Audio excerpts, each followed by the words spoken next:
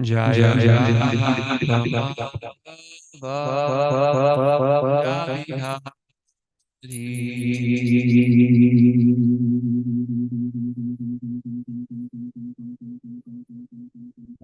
Jaya Radha Madhava Kunja Bihari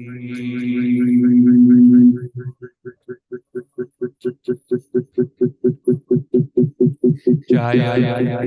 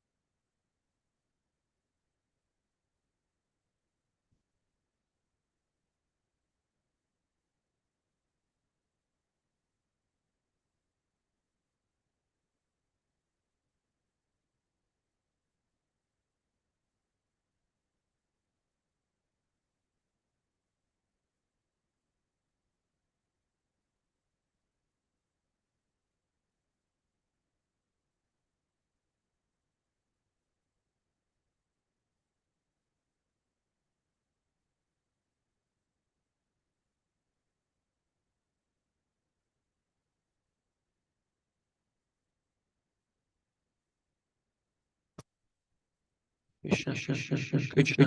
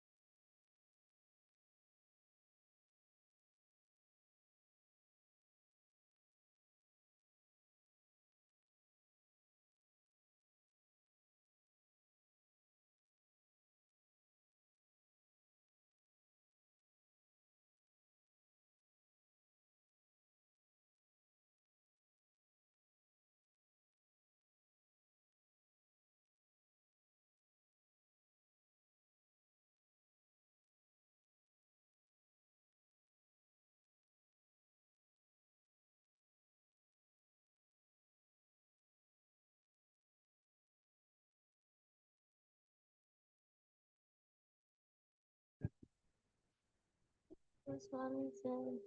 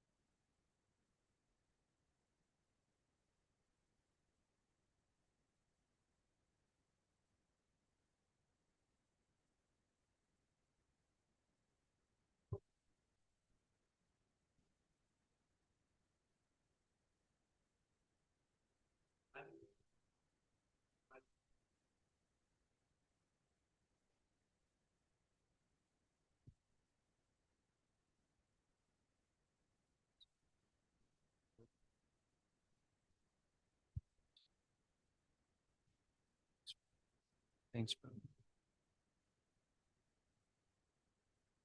Therefore, although the living entity is purely conscious in his pure state, he is subordinate to the will of the Lord in being influenced by the external energy of the Lord.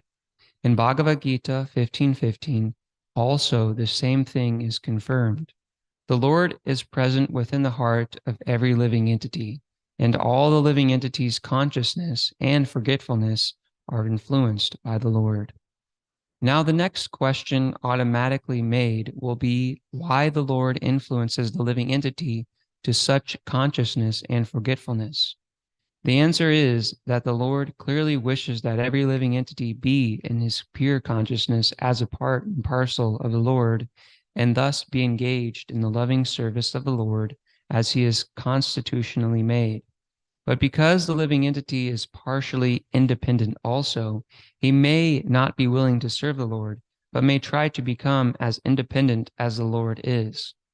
All the non-devotee living entities are desirous of becoming equally as powerful as the Lord, although they are not fit to become so. The living entities are illusioned by the will of the Lord because they wanted to become like him.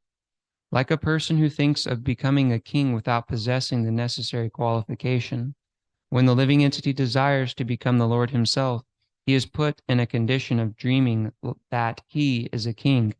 Therefore, the first sinful will of the living entity is to become the Lord, and the consequent will of the Lord is that the living entity forget his factual life and thus dream of the land of utopia where he may become one like the Lord.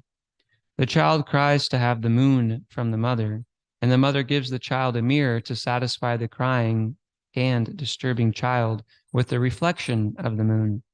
Similarly, the crying child of the Lord is given over to the reflection, the material world, to the Lord, to lord it over as karmi, and to give this up in frustration to become one with the Lord. I'm going to read that again.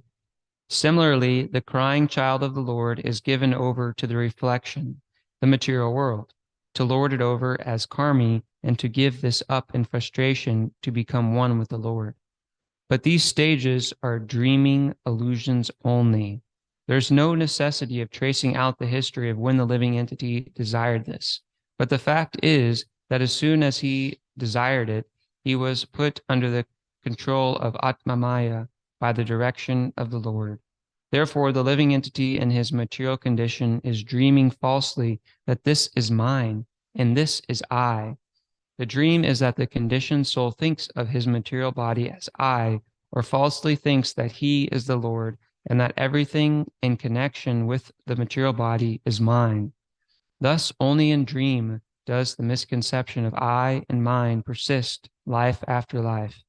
This continues life after life as long as the living entity is not purely conscious of his identity as the subordinate part and parcel of the Lord. In his pure consciousness, however, there is no such misconceived dream, and in that pure conscious state, the living entity does not forget that he is never the Lord, but that he is eternally the servitor of the Lord in transcendental love. Sri Shuka Uvacha Atmamayam Rite Rajan Parashyanu Bhavatmanaha Nagata Tarta Sambandha Swapna Drashtur Ivanjasaha. Translation. Sri Shukadev Goswami said, O King, unless one is influenced by the energy of the Supreme Personality of Godhead, there is no meaning to the relationship of the pure soul and pure consciousness with the material body.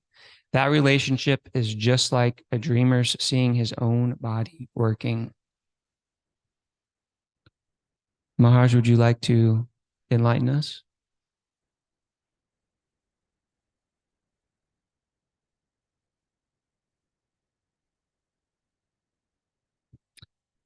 So we're beginning at chapter 9 after hearing all of the questions posed by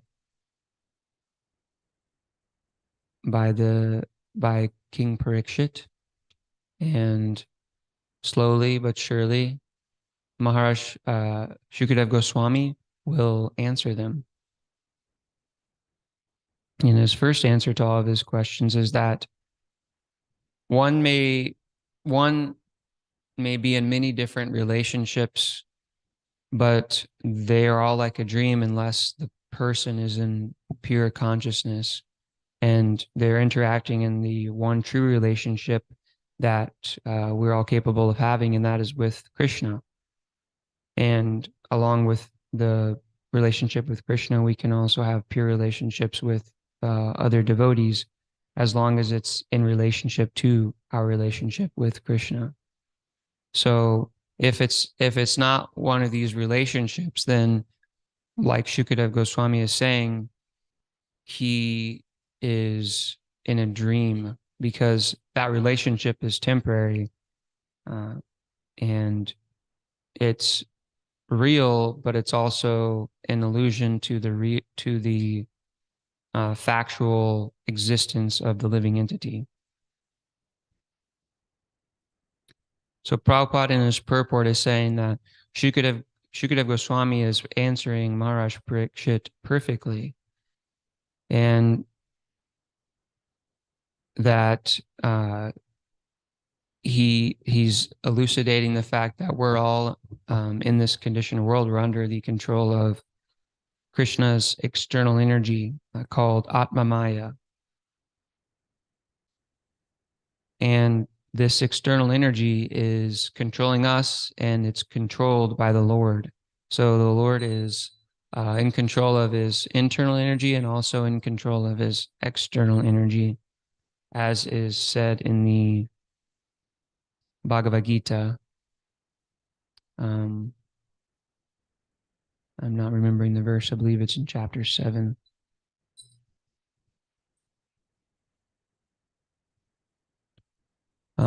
But there's another verse that Srila Prabhupada quotes from chapter 15. Sarvashichaham hridishani vishto matashmatir jnanam apohanam cha vedaishta sarvairham eva vejo vedanta krid vedavid eva chaham. And that verse is saying that Krishna is present within our hearts, and he is helping us to remember or forget him, essentially. And that every living entity is in this situation, in the material world, this state of forgetfulness, forgetting that we're part and parcel of Krishna, and that our real duty is to serve him.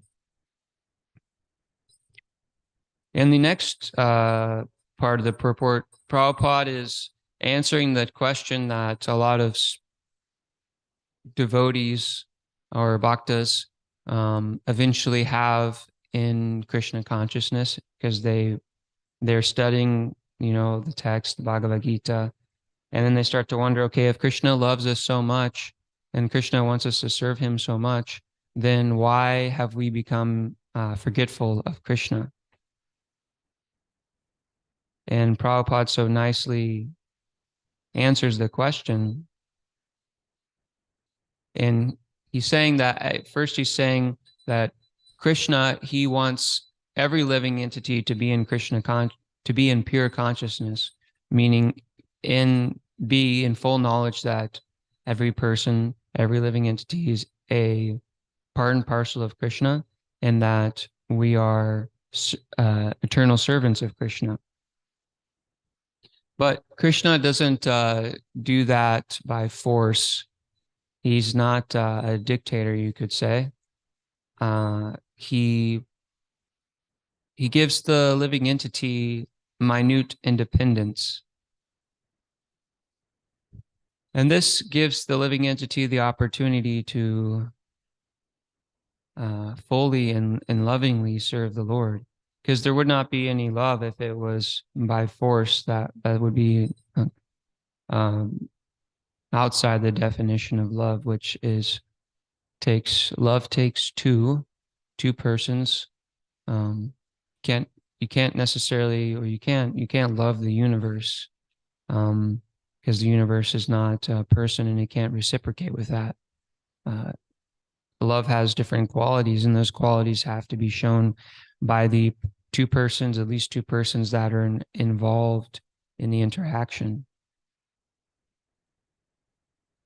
So because we're part and parcel of the Lord, we're given that independence. We're either to try to extract some enjoyment out of the material world, which is compared to trying to chew on an already chewed piece of sugar cane, um, which you're not going to get much juice out of that piece of sugar cane that maybe already been run through one of those machines that extracts all the juices, and then the vendors on the street they give these cups of sugarcane juice. So it's like chewing on one of those expended pieces of sugarcane. It doesn't render much pleasure. But the Lord gives the living entity independence to try to do that. And we hear that from Prabhupada in the purport that the reason the living entity wants to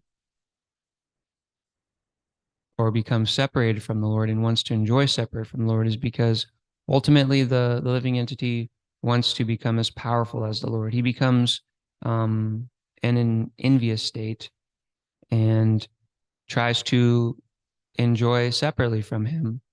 Of course, we know this is an illusion for us to think that we can enjoy separately from Krishna. And this puts the living entity back in the material world, where he's trying to search after some land of utopia, as Prabhupada says in the purport, that doesn't exist. And we can see so many people are searching after this land of utopia by manufacturing some system of politics, some ism, communism, humanism, and all those are failing to address the initial problem that we're not our bodies. They don't address this issue of us not being a body, and that just keeps us more entangled in this material world. So Krishna gives us this place to come to try to enjoy, and Prabhupada is describing a very nice analogy to this.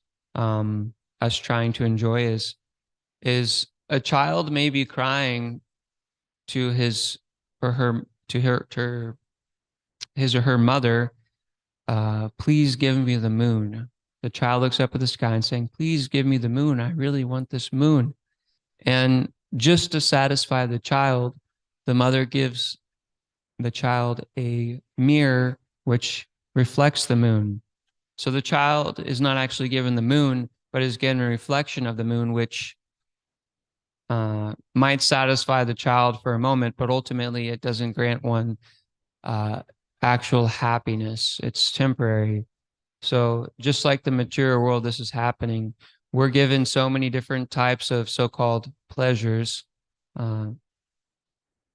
such as the ones that like meat eating, sex, drugs.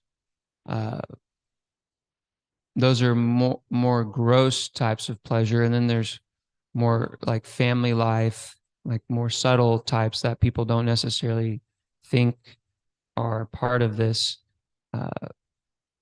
category of pleasure, but people do get pleasure from family life, from trying to make their living situation more luxurious, even like feeding people on the street. So people are getting some sort of pleasure from that, but it's temporary, and it's temporary because it's disconnected from Krishna. So that's the main thing, is that it's disconnected from Krishna. And it's still continuing the identification with the body, thinking that this body's mine and I need to lord it over all the material nature in order to get pleasure. But Prabhupada said that this dream is a misconception that keeps us in the material, in some form of material body, life after life, and keeps one from becoming Krishna conscious. So these answers are giving us instruction on how to relieve ourselves of this burden of the material body. But also we're given this material body, we should try to make it we should try to make the best out of a bad bargain, right? So we have all these pains and these calamities that come upon us. And instead of thinking, oh, woe is me, we can think, oh, this is the mercy of the Lord. Like he says in the Bhagavatam that tate nukampam shushamikshemanu unjava evatma kritam vipakam hridvagva purbir vididanamaste jiveta yo mukti pade sadayabhak. And this verse is saying that, a devotee might go through so many trials and tribulations, but uh, if they're serving the Lord nicely, then they think, oh, this is just the mercy of the Lord. And he's decreased uh, the knife stab to a pinprick, uh, just so we can serve him better, and we can understand all of our suffering that we might go through as the mercy of the Lord, because we don't know exactly what it would have been like otherwise, but we do know that this pleasure that we're getting from serving Krishna is not a temporary sensation. It is uh, eternally increasing. The pleasure that the Lord gives us is eternal. And if we keep on serving him, there's no end to it. Thank you so much. Is there any comments or questions, chastisements, reflections? Yes, Prabhu. Here, we'll get the mic so they can hear downstairs and also online.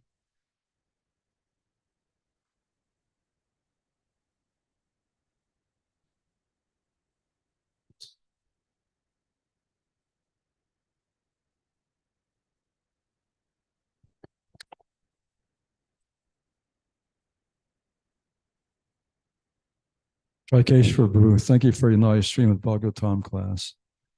How does one become free from ahankar, false ego? Ooh. I mean, so this false ego is thinking that we're the body rather than we're the spirit soul.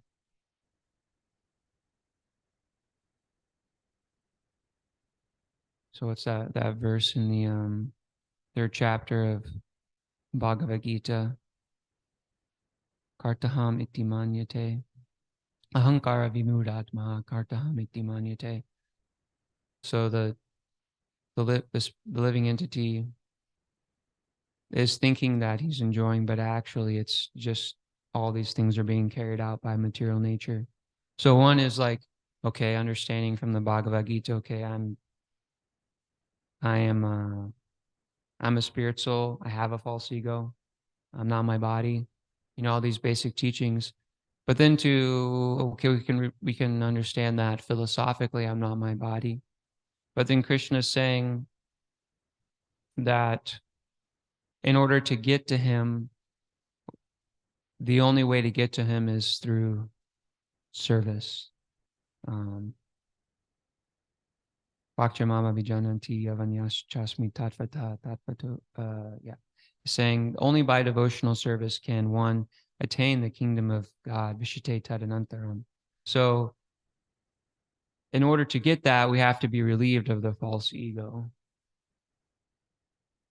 So this devotional service is the method to become relieved of the false ego. Of course, along with doing devotional service is associating with devotees. And that association with devotees helps us to understand, okay, this is my false ego happening right now. It's disturbing me. It's disturbing others. And so slowly but surely, Krishna will help us to identify that false ego that's that's keeping us from fully surrendering to Krishna and acting on our true spirit, true identity, which is that we're a spirit soul. So the short answer, I guess, is devotional service is how we're going to become free of this false ego. Thank you. Thank you. Is there anything else? Okay, we'll end there. Srimad Bhagavatam ki jai. Srila Prabhupada ki jai. Vanchakalpa Trubhyascha Kripa Sindhubhyevacha Patitanam Pavanebhyo Vaishnavebhyo Namo Namaha.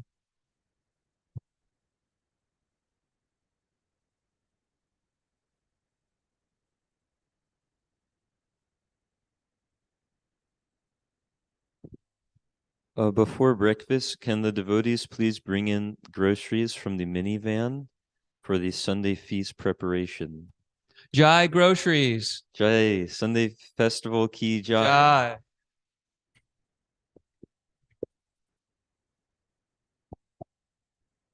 Make sure to preach to people